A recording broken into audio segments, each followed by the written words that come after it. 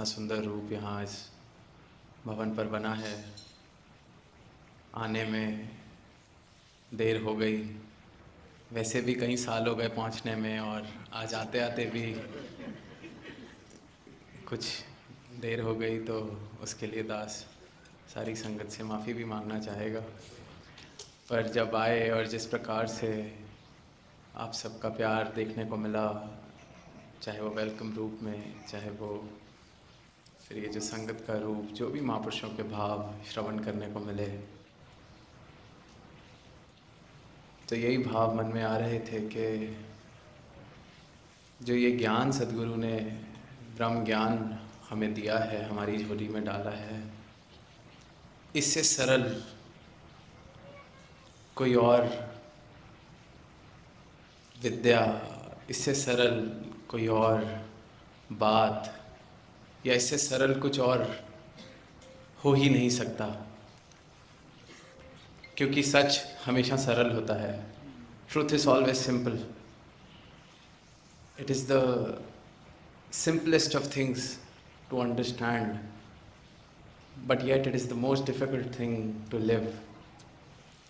ये बेशक बहुत ही सरल, बहुत ही सहज, पर फिर भी जीवन में इसे जीना कहीं ना कहीं कठिन हो जाता है।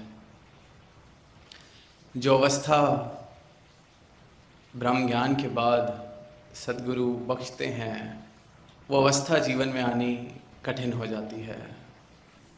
क्योंकि इंसान को सरल और सीधे रास्तों की आदत नहीं है।